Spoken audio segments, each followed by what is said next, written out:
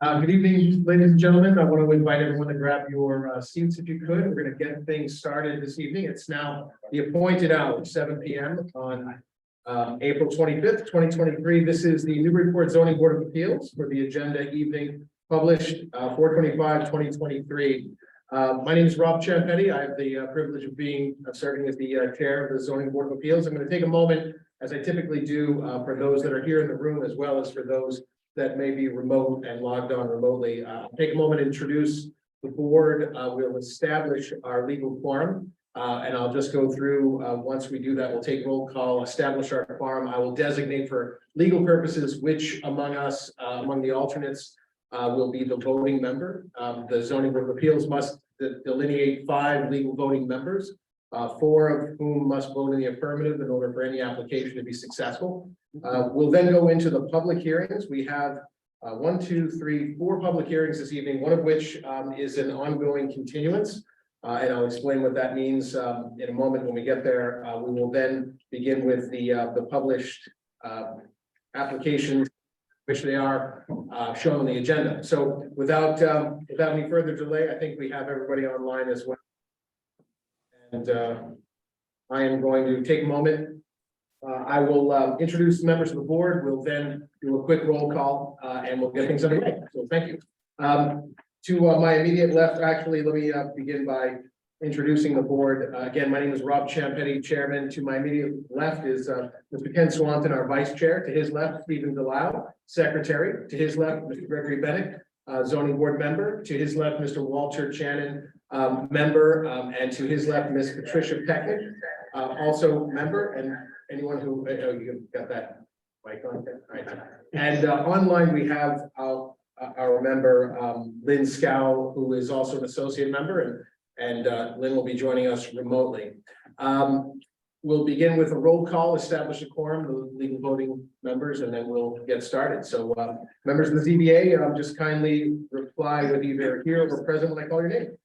Ken Swanton, here. Stephen Delisle, here. Gregory Bennett, here. Walter Channon, here. Patricia Peckett, here. Lynn Scow, here. Lynn and Rob Ciampetti present. That is 1, 2, 3, 4, 5, 6. What is that? 4, 5, 6. That's 7. 7 present. We do have a quorum. I will designate that Ms. Pecknick as our associate will be our voting member this evening. So the 5 voting members will be to the extent to which there's a recusal, and I believe there is one this evening, possibly 2. Ms. Pecknick will be the 5th voting member. The 5 voting members otherwise are myself, Mr. Swanton, Mr. Delisle, Mr. Bennett, and Mr. Channon.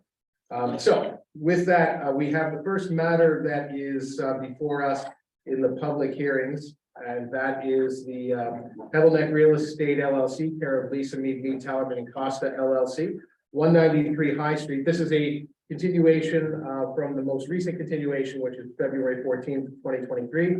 This was a 2019 appeal from a notice of violation from the zoning enforcement officer. That appeal was originally dated 5/6/2019. Council. Thank you, Chair. For the record, Ben Taylor from Mead, Tallerman and Costa, 30 Reed Street in Newburyport. I don't have too much to add that was on our cover letter. Just as Attorney Mead mentioned the last time we continued this, there's an ongoing remand from a land court decision related to this property. That remand is on the agenda for their May 23rd meeting. So the idea of continuing this to the June 27th meeting is so that the remand can be heard from this board and decided prior to this appeal. Very good. Anything further? Not this time, thank you. Great, thank you. Okay, members of the ZBA, we have before us that description from counsel for the applicant with respect to the pending matter. This matter is members, and for those in the audience that may be either interested or here in connection with that, this matter has been tracking on our agenda as is part and parcel to a sort of an intervening litigation appeal that is before the Massachusetts Superior Court. Superior Court? Land Court. It was land court. Land Court, thank you, forgive me. And until that matter is adjudicated, we have to keep it live and awake on our agenda. So that is why, if you may look at the agenda, and it's rather long in the tooth in terms of the number of continuances. That's a procedural matter. So I would just offer that so that there wasn't any, I guess, misplaced ire with respect to why this matter continually gets continued. It's incumbent upon the ZBA to allow it to remain alive on the agenda until that matter is adjudicated, at which point the ZBA can take further action. So with that explanation, any further comments from the board? May I just interrupt for one moment? Yes, please. Mr. Chairman, I'm recusing myself from this matter. Very good. Mr. Lyles recused. That means with respect to any, at least the administration of simply the applicant's continuation request, Ms. Pecknick will be voting in your place. Yeah, I just have one question. I believe you've communicated with the planning office that is your intent that once the remanded portion of the case is heard, your intent would be to finally withdraw this case. Is that, could you just clarify on that? Sure, I can attempt to. So again, I haven't been the most intimately involved with this at my firm. I've spoken with the attorneys that have been, and I asked that specific question, and they said that it may be withdrawn depending on the result of the remand. So again, I don't want to overspeak and say like automatically, yeah, as soon as you decide to remand, it will do a withdrawal, but that is a possibility. Thank you. Anything further? Any member of the ZBA have any further comment? In the absence of that, do we have a motion?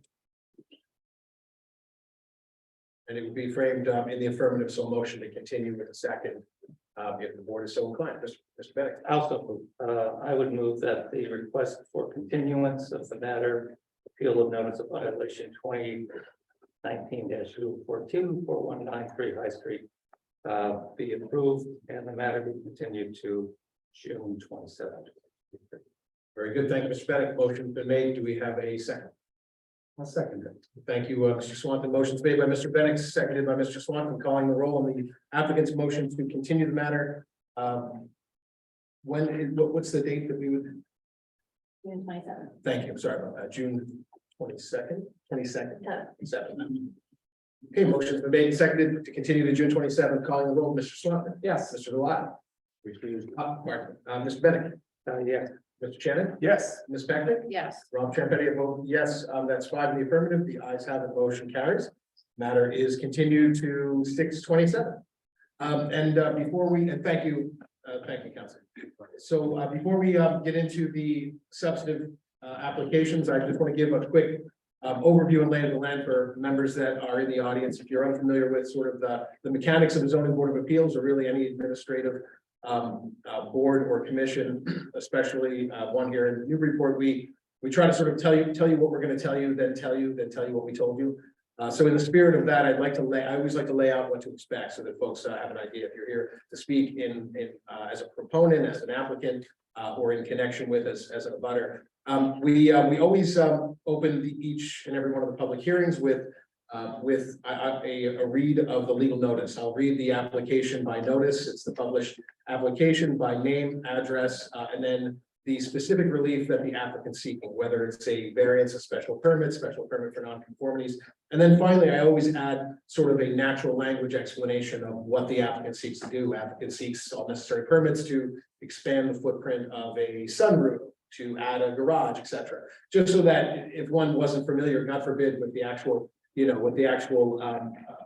paragraphs of our zoning ordinance, you can at least understand what the applicant was asking for. And so once the applicant or the applicant representative prepares and presents their application, we'll close that portion of the public hearing. We then go to public comment. Many of you in this room may be familiar. When we go to public comment, you'll see a slide that goes up, and this is also for anyone following remotely via Zoom. Our planning city planner Sullivan will put up a slide that basically designates the rules of the road with respect to public comment. We have lots of wide discretion and we grant it widely, so we just ask that you govern yourselves accordingly if you're speaking, to try to keep it within 2 minutes in the spirit of anyone else that wishes to speak. Once we go through anyone that wishes to speak, either in the room by raising your hand or online by just raising your virtual hand, you don't have to say whether you're pro or con, just simply give your name and address and speak your mind, and we'd like to hear from you. Once we go through both the room live as well as the room remote, I'll close that portion of the public hearing. We'll go to questions from the board. The board will ask any questions they may have. questions of the applicant or others. Once we go through any questions, we close that, go into deliberations. The board will deliberate the legal requirements of the application and the requirements of what the applicant seeks to do. You'll get to hear that out loud. That's us thinking out loud. And once we finish deliberations, we'll close that final portion of the public hearing and go to the last moving part of this process, which is a vote. I'll ask a member to offer a motion. That motion is always offered in the affirmative. It's just sort of a Robert's rules provision where they're making a motion to approve. It doesn't mean that that member of the ZBA is in support of that application or plans to vote in support of it. It's simply the mechanics to get that motion live so that it can be voted on. So a motion's made in the affirmative, so it'll be in the form of a motion to approve. Seconded, we then take a roll. And in order for the application to be successful, it has to have at least 4 votes of yes. And if that happens, the motion carries and the application and the proposal is approved. So with that, we just ask you kindly, you know, if you're gonna speak during public comment, just raise your hand so that we can see you, and please remember to give your name and address for our note taker, Ms. Gretchen Joy, to my far right. All right, so with that, we have the first matter that's on the agenda. This is a matter for Stephen and Michelle DeFeo, 71 High Street. I'll be recusing myself on this matter and turning the chair over to Mr. Swanton, and then I'll just be returning for the remainder of the application. So, Mr. Swanton. Thank you. So this matter is, as it says on the agenda here, a special permit for nonconformities to raise the existing 2-car detached garage and reconstruct an attached 2-car garage with living space above. So with that, we'll start with an opportunity for the applicant to make a presentation.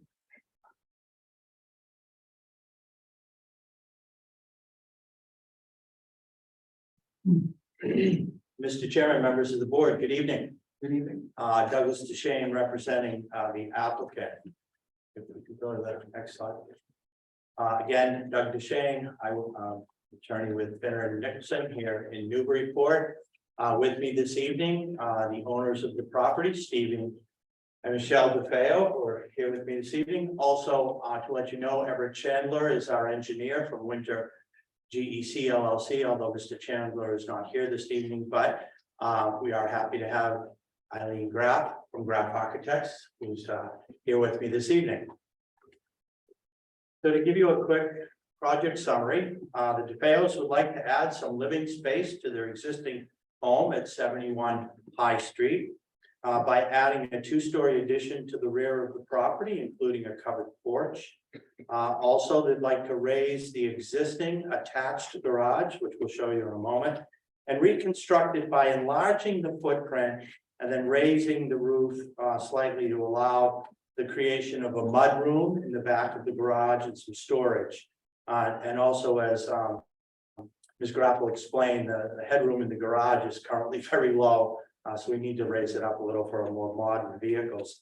Lastly, they are proposing, and it's not a topic of this permit, but just wanted to let you know they are proposing a 2-car carriage house garage style building in the back of the property as part of their plan. As determined by the zoning enforcement officer, the planned construction requires a special permit for nonconformities under section 9B2A, as we are adding greater than 500 square feet of building onto a lot which is non-conforming as to area. And also we are proposing a minor lateral extension of an existing side yard setback non-conformity. With respect to the existing conditions, the property has been used as a single-family home, at least since its construction in 1937. The lot itself, as I said, is pre-existing non-conforming. It contains 57,157 square feet of area, where 60,000 is required in the zone now, so we're slightly short. However, we're not proposing any changes to the lot itself. The existing structure is pre-existing non-conforming only as to the side yard setback. I've labeled it right from the street. It's the right side of the building. We're currently sitting at 23.4 feet from the side yard, where 25 feet is required. So we're short about 1.6 feet. I just want to give you 1 minute of historical information because it's kind of an interesting story, and we did spend some time with the historical commission going through the project, but the original house, and in fact, if you want to go to the next slide, I'll just speak to the slide. So the original house was actually constructed in 1885, and there's a picture of it there on the left side. It was a beautiful structure and an amazing turret. But in 1937, the home was sold by the Newburyport 5-cent savings bank in a foreclosure sale. So it was advertised for sale for foreclosure. At the time, it was the estate of E.P. Dodge. If we could go to the next slide, please, Caitlin. And then what happened in 1937, the Mannix family, T. Joseph Mannix, purchased the property at the foreclosure sale, and he's quoted saying that he wanted to build a modern home for himself. So he actually planned to tear the house down, and as you can see, he sold, or I don't know how well he made out, but he was advertising to sell the construction materials from the demolition. So interesting story. As I said, we did go to the historic commission. While they did determine that the house was historically significant because it was built in 1937, they also voted to allow us to move forward with the proposed demolition. So they didn't impose a demolition delay. And interestingly enough, when the Mass Historic Commission did a study of the High Street Historic District, they actually deemed this house to be intrusive to the historic nature of the neighborhood, but nevertheless, it was historic in that it was built in 1937. So just a little background on the history. So if we could go to the next slide, please.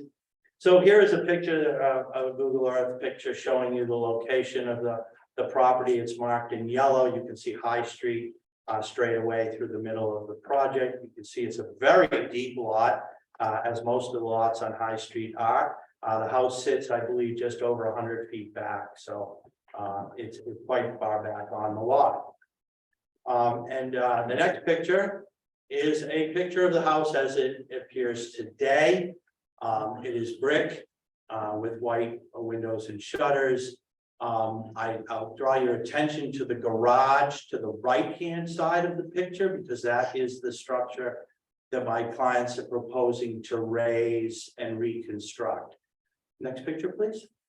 So this is from the back, looking towards the right side. You can see the to the left of the house is the rear of that garage. You can see how low that roof is. Obviously, when it was constructed, cars were probably a lot lower than they are today. But that is the garage to the left there that we're proposing to raise. And then the back of the house, as we see it, that's where we're proposing to build the two-story addition right on the back of the house as it's shown. And you can see the house to the left is one of our neighbors. That would be a 73 high. And then the last picture is again from the rear. Again, you can see the back of the garage that we're looking to take down.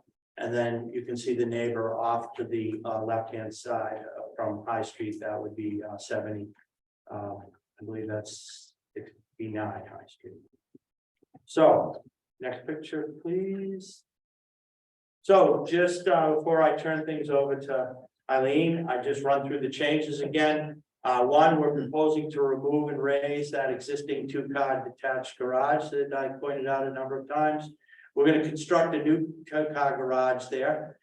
It's slightly larger in that we're enlarging the footprint. And because there's a 300-foot setback requirement on High Street in this district, we can't go back. So we're going to move the garage forward a little bit towards the street. But again, we're still going to be significantly set back from the street. But then to accommodate the wider footprint, we do have to raise the roof a little, and Eileen will give you those details. Then we're going to propose to construct a two-story addition and a covered porch on the back of the house where I pointed it out. And then again, a new garage carriage house towards the rear of the property. We are adding greater than 500 square feet of building to the lot, which is non-conforming as to area. And we are proposing a lateral extension of that non-conforming side yard. So in elongating the garage, We're elongating the lateral extension of that nonconformity. We're currently at 23.4 feet. Actually, with the way it's designed, and we'll be pulling it back a little from the side yard by about 1/10 of a foot. So when completed, it'll actually be at 23.5 feet.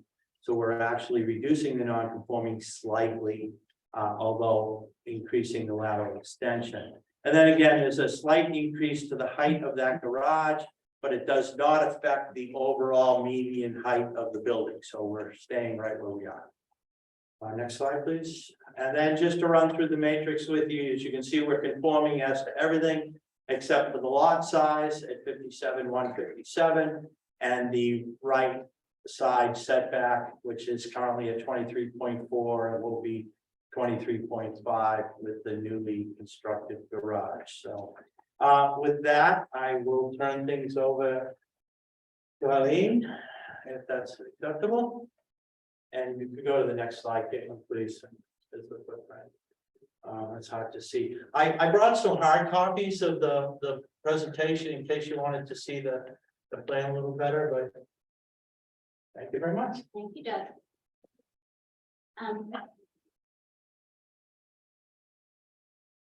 And is it okay if we just zoom in a little bit on the building itself? That would help for the description.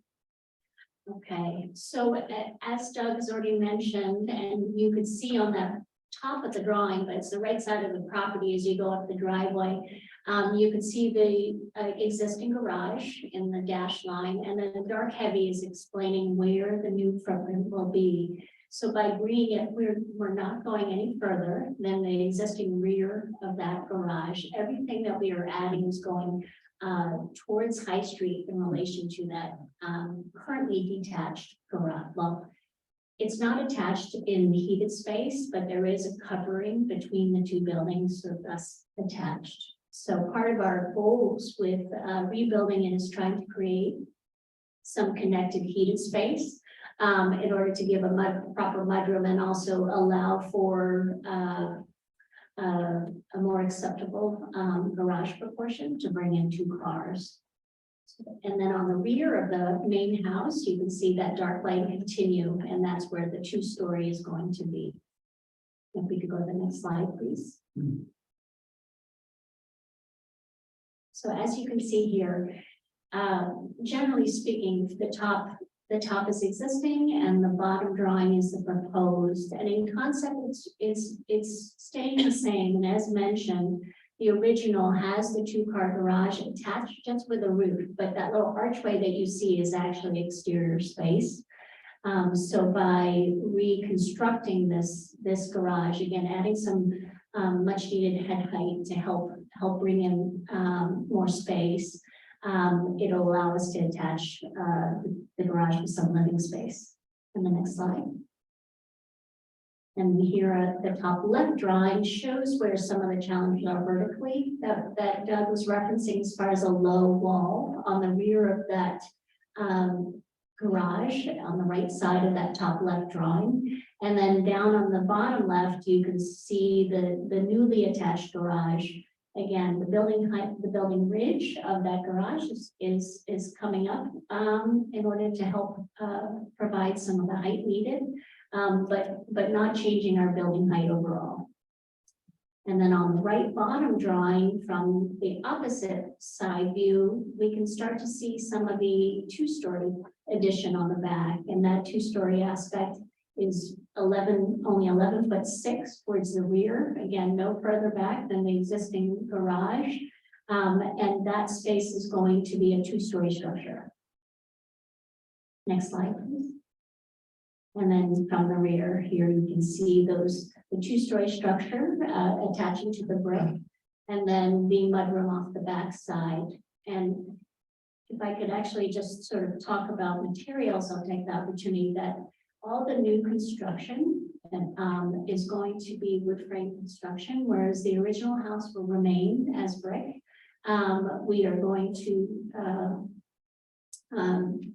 sort of complement the existing house and its gables on the back side, and then be using updated, higher end clad windows to replace the current windows that are there.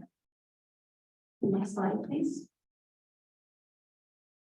And with that, I will pass it back to Doug, but if there are any questions regarding the design, I'd be happy to answer those. And just real quickly to wrap up in terms of the special permit criteria for non-conformity. The existing structure is a pre-existing non-conforming single-family home. The proposed addition will not change the use, merely add some additional living space and a more functional garage. The lot itself is pre-existing non-conforming as to area. However, we're not changing the lot. And the existing structure is pre-existing non-conforming as to side A setback at 23.4. And again, we'll be at 23.5, where 25 feet is required. In terms of identifying whether the proposed use or addition would intensify the non-conformity, it does laterally extend the non-conformity because where we're coming forward towards the street, that'll extend that side yard, but we are also slightly pulling it back. So the general overall impact on that non-conformity is minimal. And there are no new conformities or any problems being created. And if I could, I believe last slide. The proposed addition will not be substantially more detrimental to the neighborhood than the existing non-conforming structure or use. The proposed addition, as I hope you saw, will blend in with the existing structure, and it looks like a cohesive home with a two-car attached garage as it looks today. We're not changing the use in any way. The proposed additions will be consistent with the current design and architecture, and certainly with the historic architecture. According to the Historic Commission, they were comfortable with the proposed changes. Their only dictation was that the types of windows that we use, they wanted a specific design on the windows, which we are doing. And really the only visible change that you'll see from the street will be that the garage will look a little larger. It'll still have two doors and it won't have the opening, but it really will look very similar. You can't see the mudroom or the rear addition from the street. You literally have to walk around the house to get to see that. The home will not, the change will not result in any overcrowding, as the lot will continue to meet all of the lot coverage and open space requirements. As I said, it's over 100 feet from the street, and it's in excess of 300 feet from the back line, so we're not overcrowding. In fact, the addition, what's the total of the addition? So the existing house square footage is 2182. And the proposed is 2866. So it's only 684 square feet. So we're adding only 684 square feet total. We're resulting in the house at 2,800 feet, which quite frankly, in regards to the neighborhood, still will be smaller home, one of the smaller homes. So certainly not overcrowding. I did provide to Caitlin, and I will upload when I get back to the office. We did get a petition signed by all of our abutting neighbors, including the neighbors on both sides who are in support of the project. The DeVales took the opportunity to go and meet all their new neighbors to talk to them about their project, and it was a very pleasant experience. And the neighbors were very supportive. So you have a copy of that petition signed by all of the neighbors. The addition will blend in with the existing structure, certainly add to the aesthetics of the home. That will certainly increase not only the value of this home, but the neighborhood in general. And it certainly will not create or impose any detrimental impacts to the neighbors. So with that, members of the board, we're happy to answer any questions you have. And Eileen is here as well if you have any questions regarding the architecture of the structure itself. Thank you for your time. Okay, thank you very much. So at this point in the hearing, we see if anybody in the room would like to make any comments, either for or against, or questions or whatever. So Would anybody like to speak? Okay. Now we turn to, if there's anybody out there in the webland. Is there anybody out there with their hand up? No, okay. So then we get to questions from the board. So who would like to begin? Does anybody have any questions for this applicant? Go ahead, Mr. Ladwell. Just one question, Mr. Deshane, with respect to the termination by the historical commission that you were alluding to a moment ago. Was that edict with respect to the windows for the entire old construction, old portion of the house and the newly constructed portion? Yes, all the windows. All the will be windows, done, okay. yes. Okay, thank you. That was my question as well. Oh, wow. Yeah, because I knew they imposed a condition, but I wasn't sure which window, the styles, materials for all the windows or just that. Okay, thank you. Next, Yes, go ahead. hello, yeah. I noticed in the matrix, the open space required is 85 and it'd be at 85.2. Is that including the carriage house in the back? So with all the new buildings on the property, it'll be. We'll still conform, yes, sir. Okay, perfect. The other thing, the rear of the house, can you bring up the slide at the very, very rear? That one, the three windows down low on the right-hand side, are those in the old house in the brick wall? No, Okay, so where's the roof for that? Because that's supposedly is covered porch, right? Where's the roof? The two-story roof? On a covered porch? That is correct. Actually, this is, I apologize. This is not the most updated. Okay, Because there's a flat roof that's between that single right, 6/1. And there's a roof line that's the same vertical height as the one-story roof on the right. so the covered porch is bumped out Correct. with a flat roof 9.6, over, correct, okay, which is not shown there. correct. Okay. Just two posts that would align with, say, the far right side of that one-story Yep, piece, and then the next post aligns with the end of the main house you frame. could kind of see it on the side view on the other side, but when you looked at the rear and it says brick above it where the little window is, Correct. like, whoa, it's the old house. Mhm. The brick, The brick is the old, yes, correct. okay, good. And the covered porch is going in the same space as where the bulkhead was in the back of the house? That's correct, Okay. yes. The site plan shows it if you want to see that. It's in I that could see it, it's just this Okay. confused me when I looked at it, Sure. I was lost. I'm all set, thank you, Chair. Thank you, Mr. Shagnon. I should have mentioned at the beginning that in addition to Rob, who recused himself and left the meeting. Also, we have someone who lives in the immediate vicinity, Lynn Scow, who's also recused herself. I see, Lynn, you have your hand up. Do you want to say anything else to go with that? That was just what I wanted to say. Thank you. I did not mention it earlier. So the voting members will be the other five that are against. thank you. All right, with that, are there any other questions from any board members?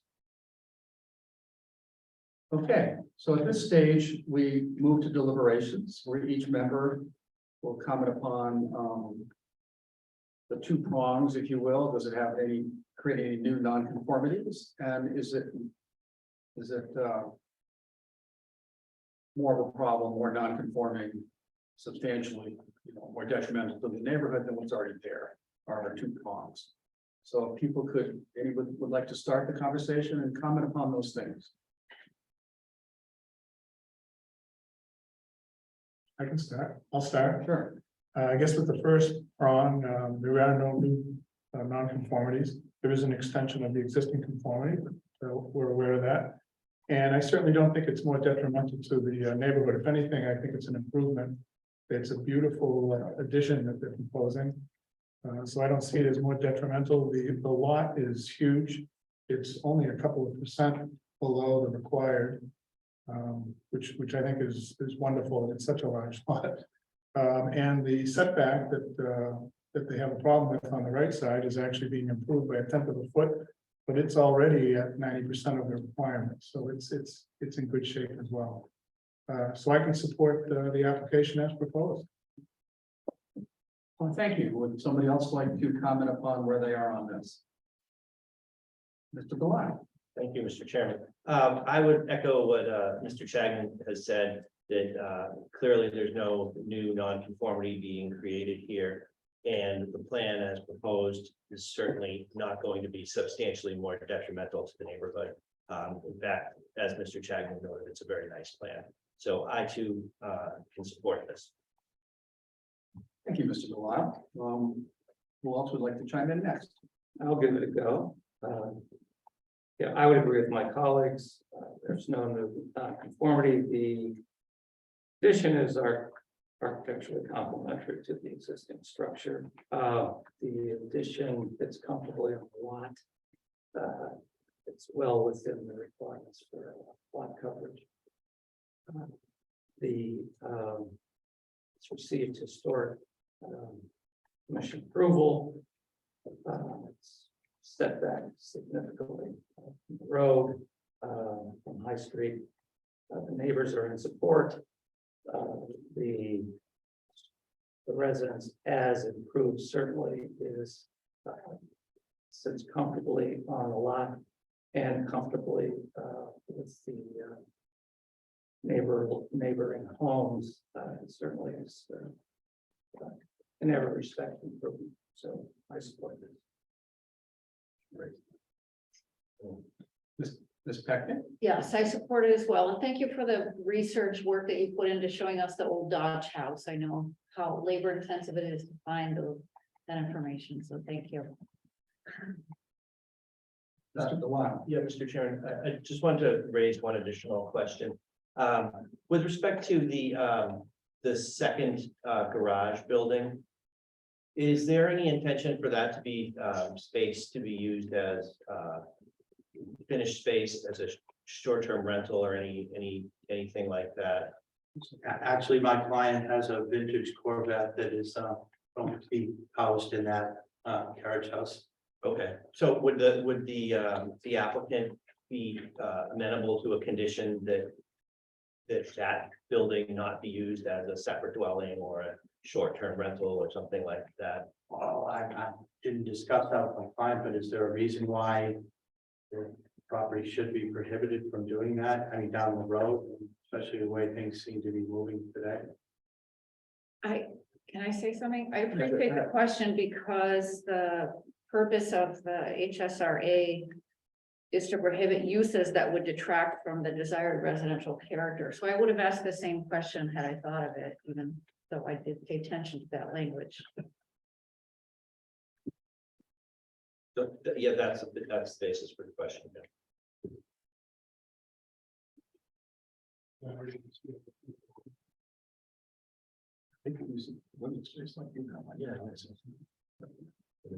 Separate dwelling.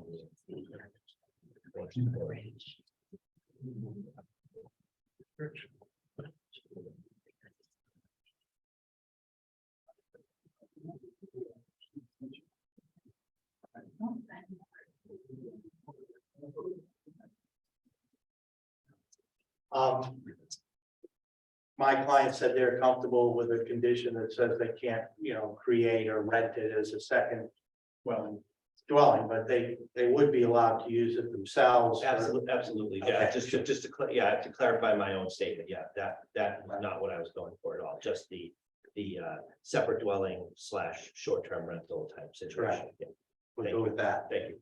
No, they can use it for, have an office out there or whatever they might want to use it for while they're working on their Corvette or whatever they're doing. All right, does anyone else have any questions or comments?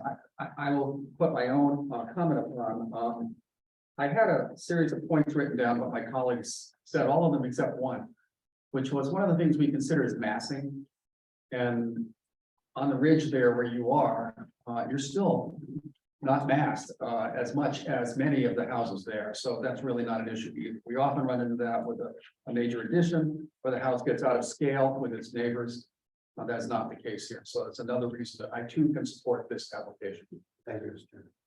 So with that, I guess we're looking for a motion. Mr. Lyle. Yeah, I'll make the motion since I made it complicated. So the motion to approve the special permit for nonconformities for 71 High Street with the condition that the accessory structure in the back be not considered a separate dwelling unit nor used as a short-term rental unit, and that the condition put forth by the historical commission regarding the windows would follow through with respect to this special permit with simulated divided rights. Is there a second? I'll second that. All right, the motion has been moved and seconded. We'll take the roll. Mr. Lyle, Yes. Mr. Yes, Mr. Bennett says yes. Mr. Bennett says yes. Yeah. Mr. Shagnon says yes. Yes. Yes. And Mr. Swanton said yes. So it is unanimous. Thank you very much. Thank you very much. All right, with that, we need to find our wayward chair. Okay. He's out there in the hall.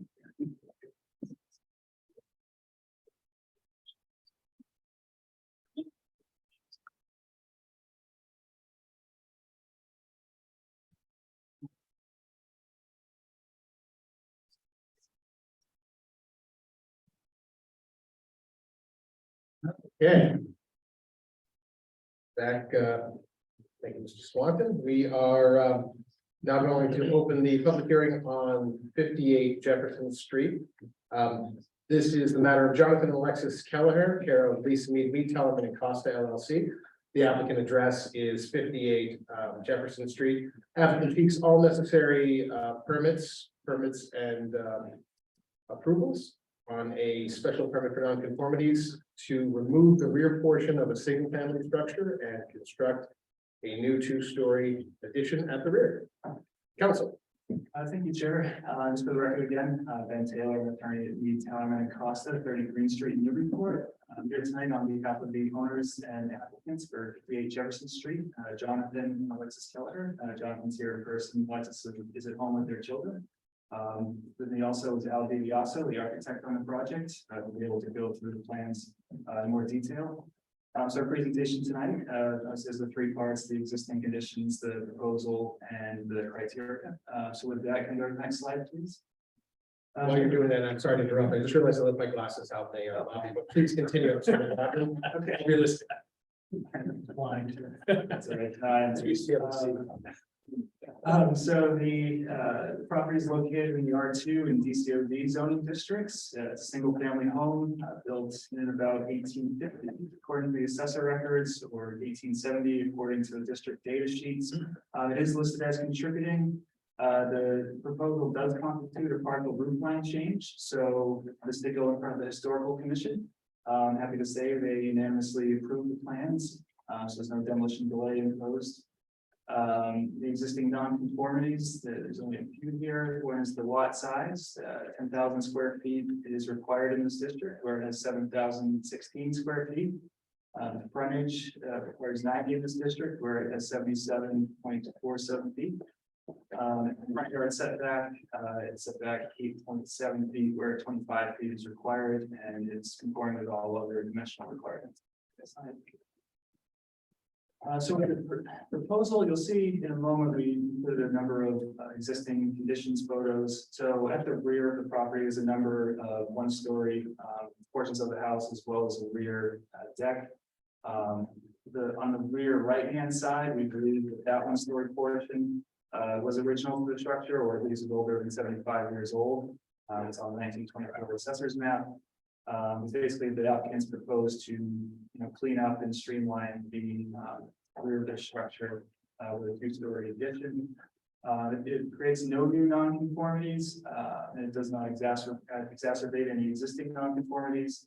However, as you know, when you have a lot that has a non-conforming lot area and frontage, and you have more than 500 square feet, that requires us to have a special permit for nonconformities.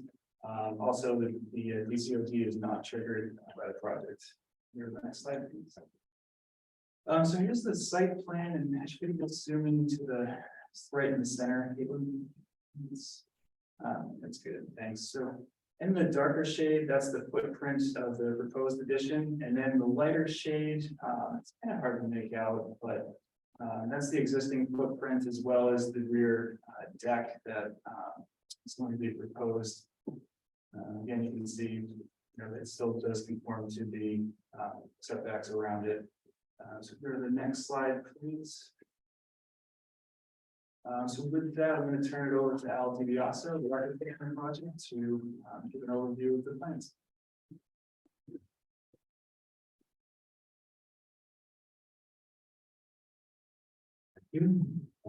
The addition to the house was designed to intrude as little as possible on the neighborhood. It's a little bit taller than the existing rear appendage, but not by much. It's a two-story addition, but it's much lower than the existing originally made house. The does not add any non-conformities to the sides or the front of the house. It doesn't add any non-conformities at all anyway, so it doesn't add any changes that you can see from the street. If you look at the lower left-hand drawing, you can see on the left-hand side, the portion, the only difference between the top and the bottom drawing is on the left-hand side, which is way back from the street. There's an appendage for my room. Otherwise, the front is unchanged from the street. You have to really walk around the back of the building. So you can also see on the upper right-hand part of the existing drawing, you can see there's a small pergola back there and a deck, which will all be removed, and the shape and detailing of the building will be cleaned up and just be building, not pergola and posts and railings. Next slide, please. This is the rear and driveway side views.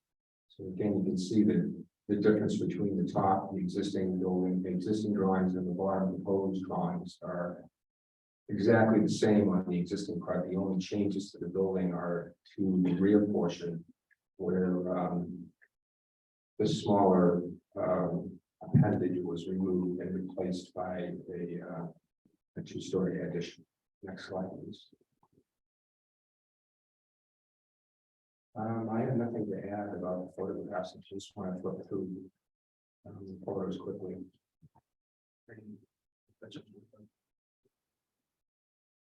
Well, yeah, as Al mentioned, we'll just go through the existing photographs quickly. So actually, if I could just go back one, Caitlin. Thanks. So this is the left elevation. You can also make out the front. This is when viewed from the sidewalk on Jefferson Street. Go to the next slide, please. So this is towards the rear left.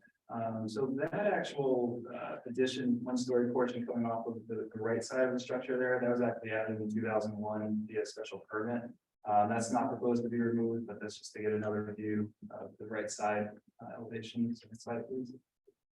So again, this is going more to the back. So the one-story portion with the chimney, that is proposed to be removed.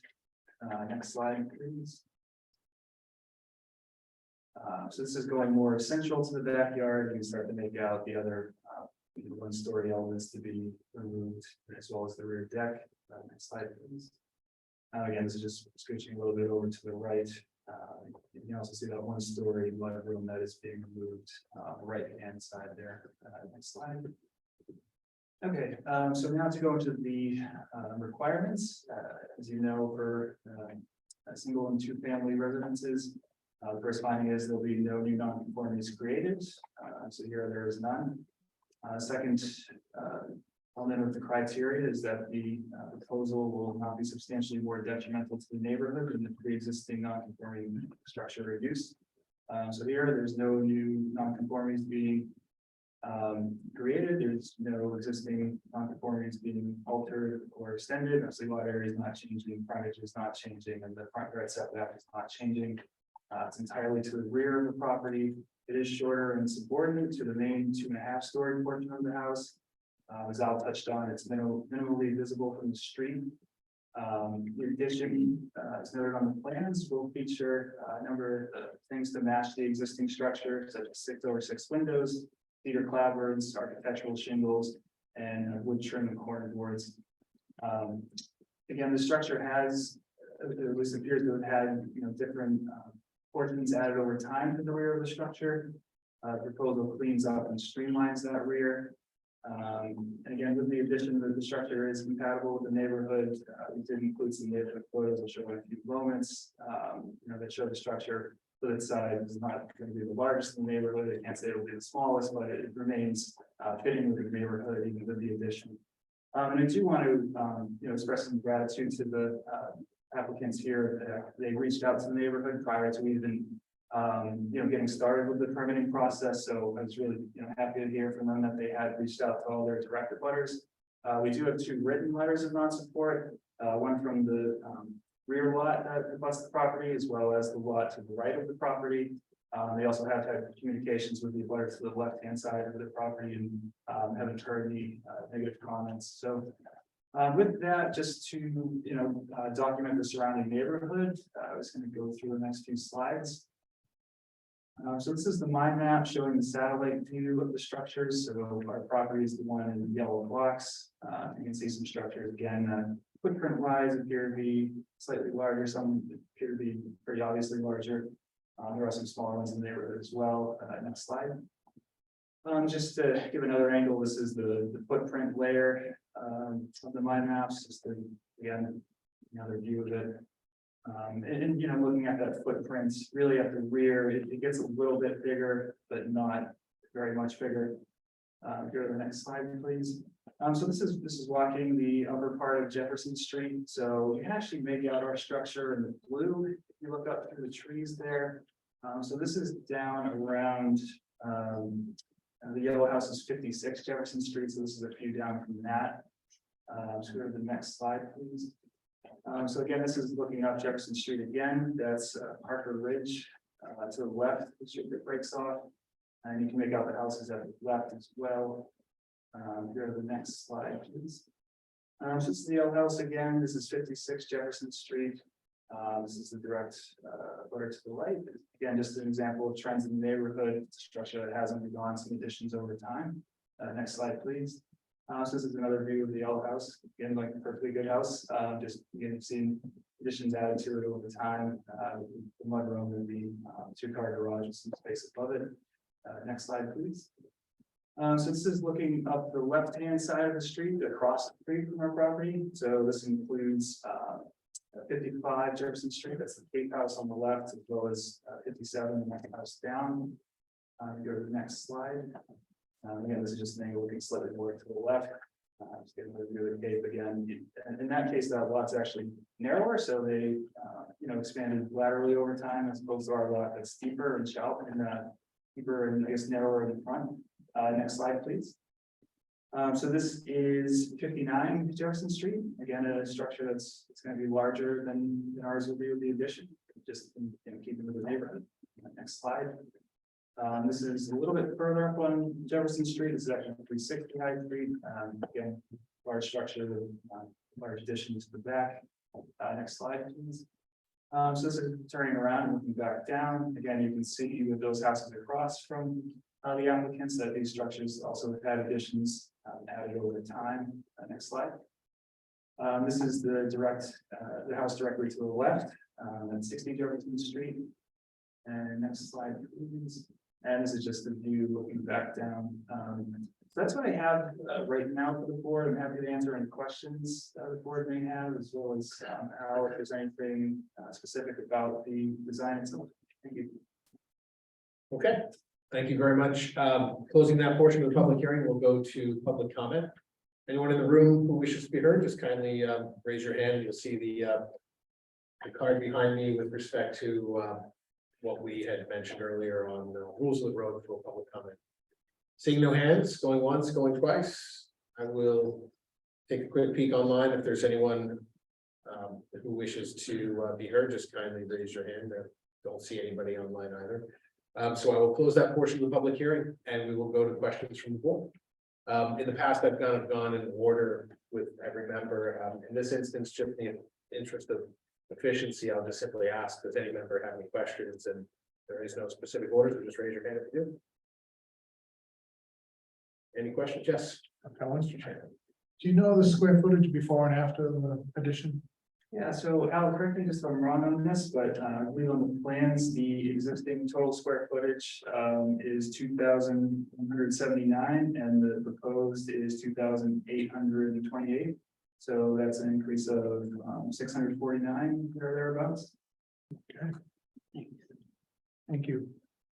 Great, thank you, Mr. Chairman. Any other questions from members of the board? Seeing none, I don't have any questions either. I'll close that portion of the public hearing.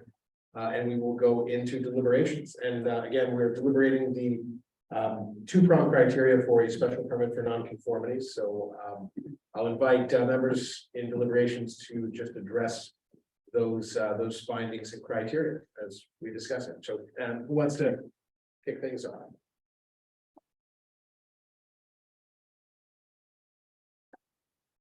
I'll be happy to. Great. All right, the first criteria is, are there any new nonconformities? And I would agree there are not.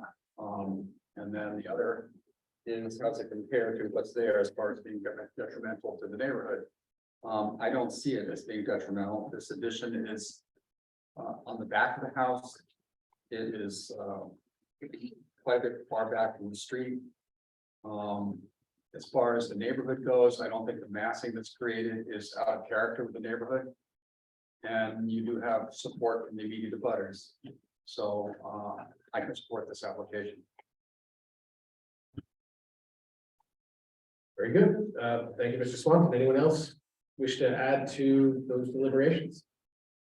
Add to, disagree with, agree with, anything further?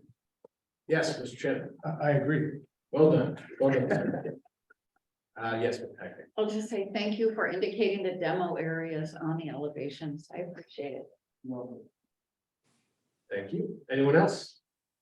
I would like to say I agree as well with my colleagues, and I wanted to thank you for the presentation of the pictures of the neighborhood, because I do find that very helpful in determining the second prong. So thank you.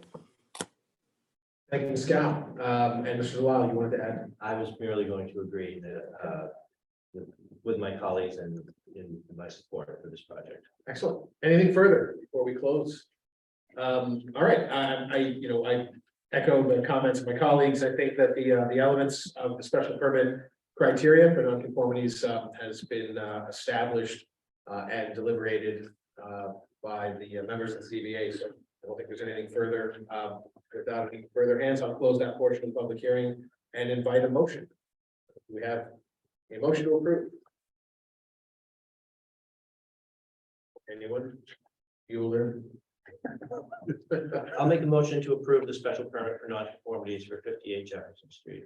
Second. Thank you, Mr. Delisle, seconded by Mr. Swanton. Calling the roll. Mr. Swanton. Yes. Mr. Delisle. Yes. Mr. Bennett. Yes. Mr. Shannon. Yes. Ms. Packard. Am I voting on this?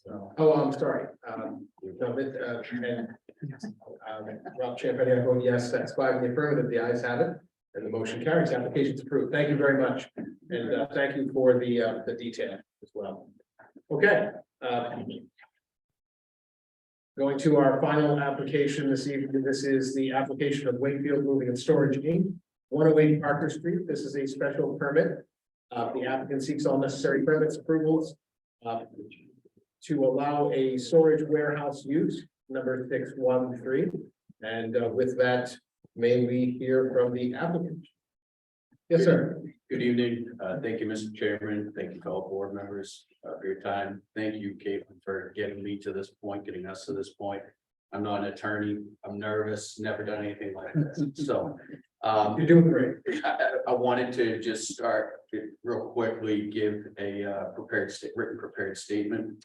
Wakefield Moving and Storage Inc. recently executed a lease to secure the entire building and premises of 122 Parker Street, including 108, 110 Parker Street, and 2 Malcolm Hoyt Drive. That's the premises. Building's roughly 134,000 square feet. Technically, it's 133.8 and change. There are 50 plus parking spaces. Been formally occupied by FXI, and we're asking the board to approve a special permit to change the use from manufacturing to warehouse storage. We aren't changing the footprint, and instead we'll be replacing a manufacturing plant with storage. Wakefield has been a commercial moving and storage company since 1959. We operate warehouses in Lynn, Peabody, and hopefully Newburyport. Wakefield serves the needs of its customers by providing commercial moving and storage services. We do not offer self-storage, which would be prohibited.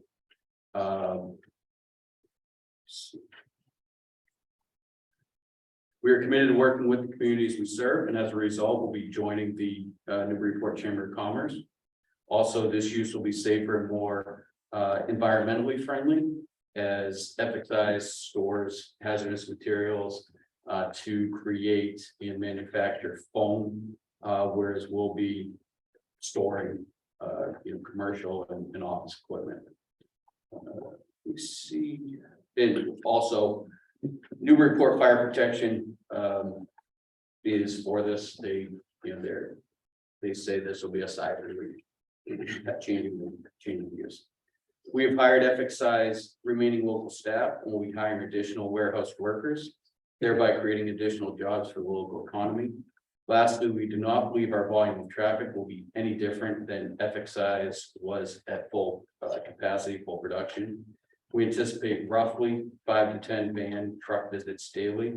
Our shipping is done in the AM, while receiving is done in the afternoon. We're not an Amazon partner or FedEx or UPS trucking terminal.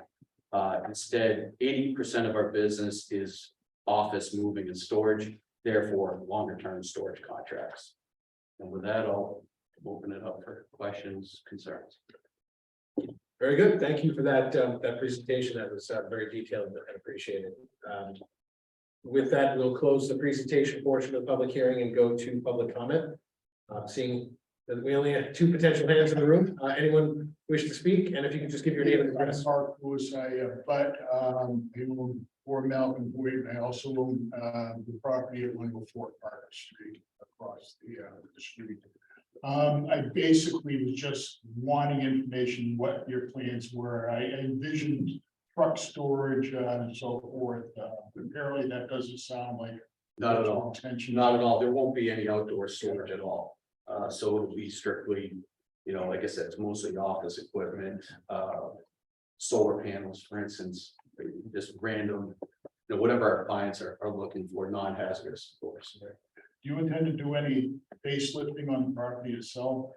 Eventually, the plan would be Wakefield's colors are red, so maybe you're doing some exterior painting eventually, maybe cleaning up the landscaping a little bit. But we signed a 14-year sublease, so we're planning on being there for a long time. Hopefully, and eventually transferring our headquarters to Newburyport, which is currently in Peabody. And I can speak to the size of our warehouses now too, if that's helpful. So we operate 40,000 square feet in Lynn, which was done last year. 88,000 square feet in Peabody, and then this will be 130 something thousand square feet. Industrial space is in high demand, and there seems to be less and less of it being built. So we really like this property in Newburyport, accessibility to the highway, and then also being able to service the needs of the industrial clients in Industrial Way, Opportunity Way, Parker Street, the industrial park, as well as Portsmouth, Portland, the more northern Massachusetts market. Was there anything further, sir?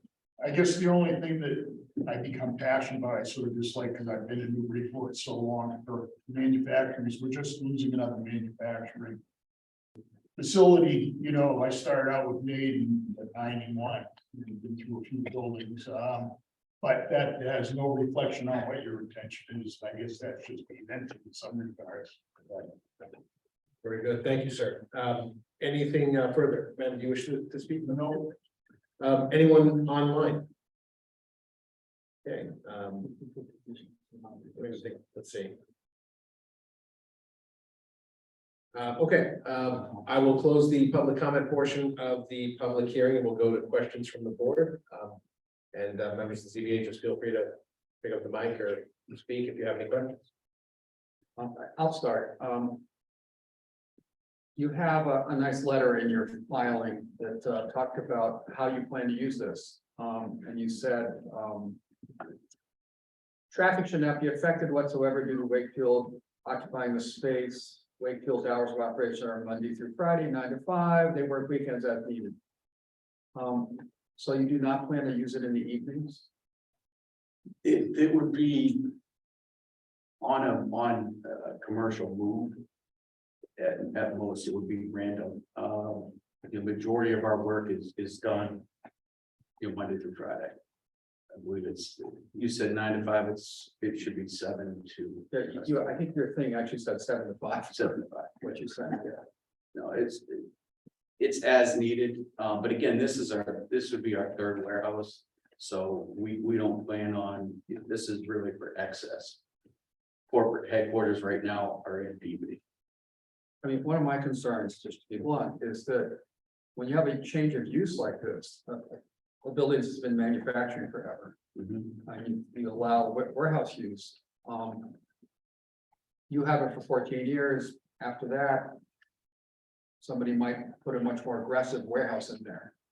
That's why I'm wondering about your. We're actually trying to acquire. I'm trying to avoid, somebody wants to do 24 hours, trucks going in and out constantly. Right, that's why I said we're not an Amazon, we're not a FedEx, we're not a UPS, we're not a truck terminal. Right, but from our point of view, once we rezone this to a warehouse, you're only leasing it. The next person could come along and turn it into an Amazon facility around the clock and be much more impactful on the community than what you're proposing.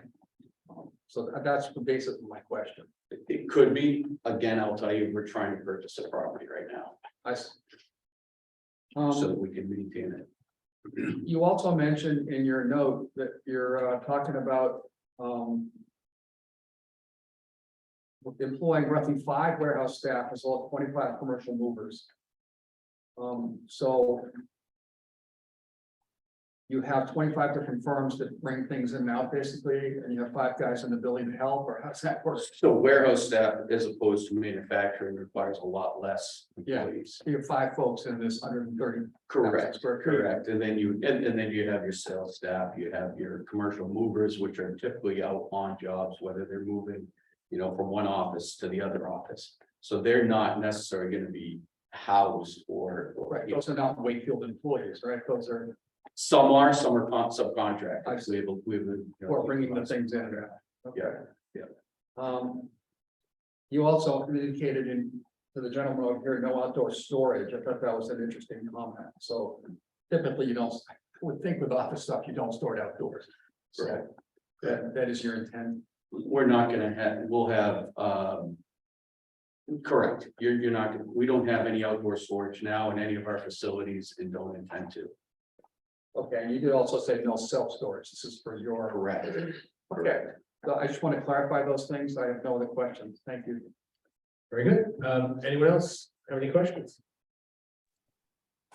I have a question. I just wanted to, you mentioned that it's generally office storage.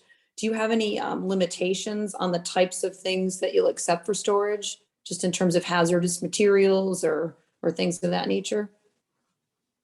We have, based on our insurance policy, so that's why, we'll only allow what our insurance will allow us. And that's why I said no hazardous waste, no hazardous materials whatsoever.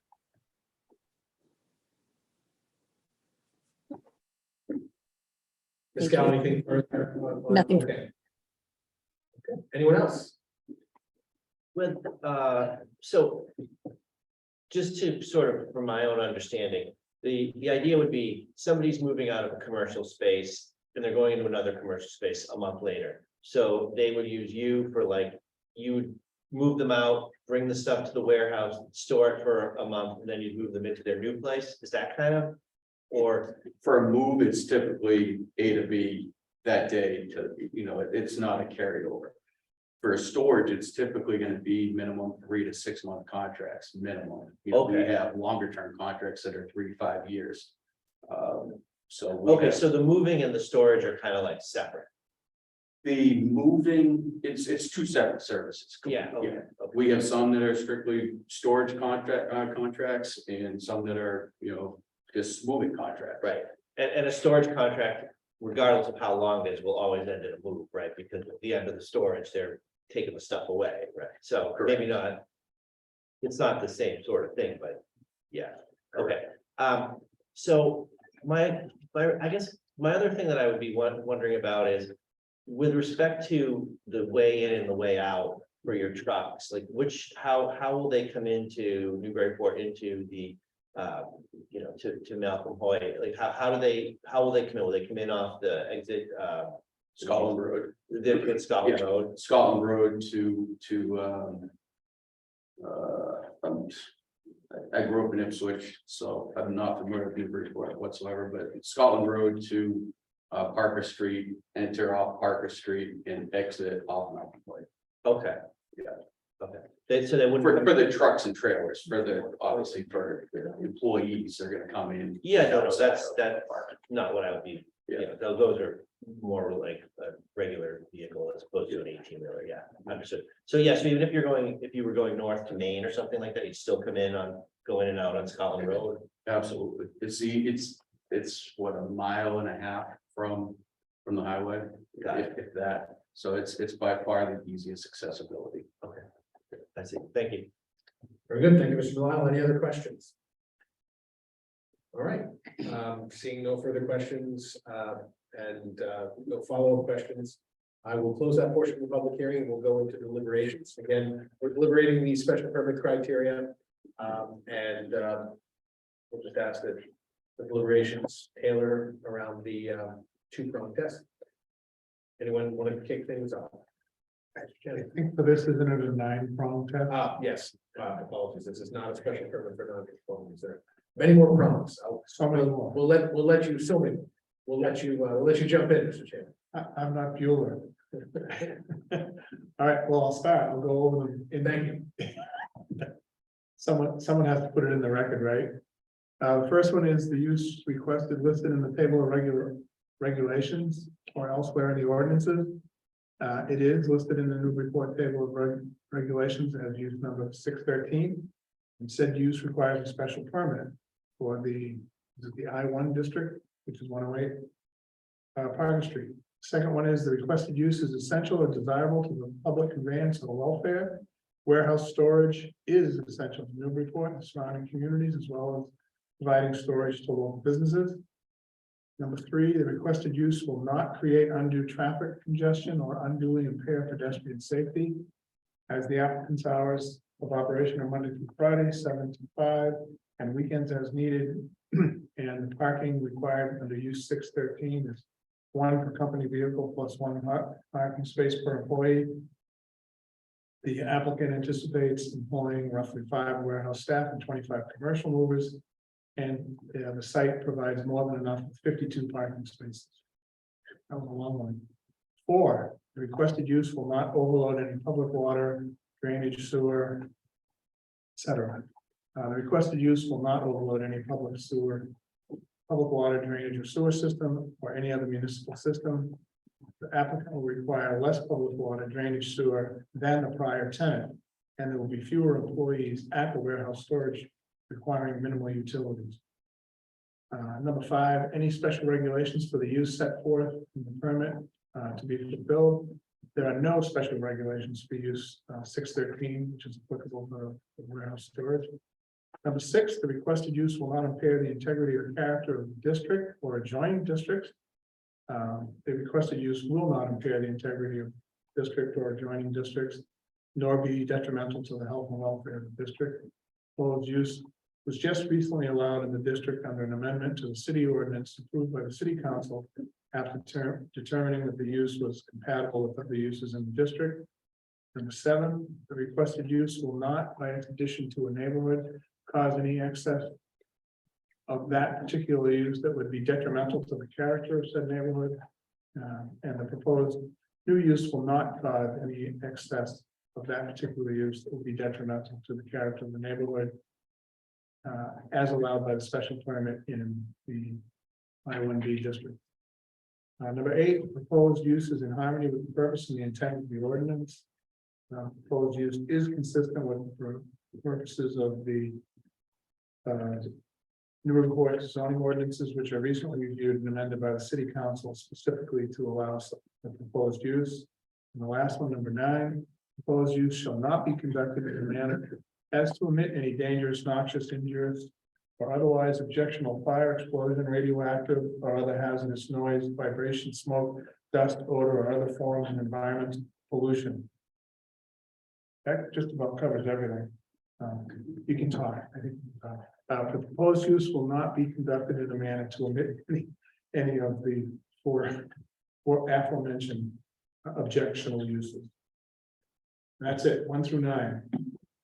Well done. Okay. I can read, it shows I can read. Yeah. And it's a lot for an engineer, by the way. That's quite, you did a great job. Thank you, Mr. Chairman. Any deliberations, any further deliberations with respect to the 9 prongs of that finding? Yes. Yeah, I appreciate the 9 prongs, and many of them came up in the conversation, which was good. But I would, since we're changing the use, I would like to see some of the specifics put into the approval. Like the various things that were just read here. 4 of them stick in my mind particularly. One is that the primary usage is during 7 to 5, Monday through Friday, primarily. No hazardous materials, no outdoor storage, and the trucks primarily use Scotland Road. So with those conditions, I could support this change of use. Very good. Thank you, Mr. Swanton. Any further deliberations or dovetail conversations on what we've heard so far? Mr. Lyon. No, go ahead. Oh, Mr. go ahead. I was gonna say, the proposed use is to me far more environmentally benign than the manufacturing of polyurethane foam, and I appreciate that you will also use far less water. Yeah, and all the tanks have already been removed. As a result of the lease. Thank you, Ms. Becknick and Mr. Lyon. Thank you, Mr. Chairman. I would agree with what Mr. Swan said. I had some conditions that I was thinking of that were fewer in number than his, but I will go along with what he said as he subsumed my list. So I could also support this with the conditions that Mr. Swan had mentioned. All right. Thank you, Mr. Lyle. Anyone else? No. Bennett, no. Let me just ask. Let me just ask you, Mr. Clark. Hearing some of the conditions that were sort of bantered about by members of the board, Mr. Swanton, Mr. Lyle. Any objection to those? Any comments you wish to share? Any qualifying detail that we should know? No, I mean, the only thing I would say is in terms of conditions for use being strictly Monday through Friday, or the as needed. That I had said primarily. Okay. 7 to 5, Monday through Friday. And with respect to the access, being Scotland Road, I think that's a self-governing condition because it's the shortest, quickest, truck path. But at the same time, I think within reason, I just as one voting member understand that you can make it a condition and sort of communicate that, by between the drivers that you employ. But if there's some extenuating circumstance that has somebody going, 2 lefts and a right the wrong way, I don't think that I think that as long as we, the board feels that there's sort of a good faith effort toward. I did say primarily. Yeah. Oh, did you? I apologize. just making sure. I only kind of raise that additional thought. And the because occasional truck goes the other way. Yeah, I saw Mr. Clark's grit. I saw him wince when he heard that, but I think, and I presume to wonder whether you were just worried about how you would release that, but that's what I think it sounds like Mr. Swanton was saying without putting words in Mr. Swanton's mouth. That's what he's saying. So as long as you're okay with that, we can proceed with our deliberations and not get too far out ahead of our skis on this. Yeah. Okay, great. Any further deliberations before we go to a motion? All right, with that, I will close deliberations and will ask for a motion with any conditions, please. I'd like to make a motion that we approve the special permit for 108 Parker Street. With a couple of conditions that the primary use is between 7 AM to 5 PM Monday through Friday. That there are no hazardous materials stored, there's no outdoor storage. And the primary truck access is through Scotland Road to the highway. Okay, do we have a second? I'll second that. Very good. Thank you, thank you, Mr. Swanton and Mr. Weil for the motion and second. Calling the roll on the motion to approve. Mr. Swanton, Yes. Mr. Delisle. Yes. Mr. Bennett, Yeah, Mr. Chen. Yes, And I vote yes as well. That's 5 in the affirmative. The ayes have it. The motion carries with those conditions. Good luck to you. Thank you so much. Really appreciate it. And thank you folks for your input as well. Okay, with that, we close the public hearing portion of the public meeting and go into our business meeting. All we have before us, in that I don't have any updates, and Mr. Port is home this evening, feeling a little under the weather. We only have before us the approval of the minutes from February 11th. Any comments? I move we approve the minutes. All right, motion's made to approve and seconded by Mr. Chairman. Mr. Peel. Okay, motion's made and seconded to approve the minutes. All those in favor, say aye. Aye. Any opposed? Thank you. Lynn, we don't mean to be kind. I apologize. I do see you online and I apologize if I mistakenly went past you on any of these votes and such. But thank That's you. no problem. Thank you. Okay, the ayes have it. The motion carries. Minutes are approved. And thank you very much to our fearless note taker and city planner. Anything further before we adjourn? Motion, do we have a motion to adjourn? So moved.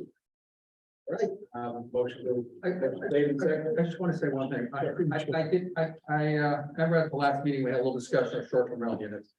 I did go to their hearing and made it, relayed some comments from our discussion.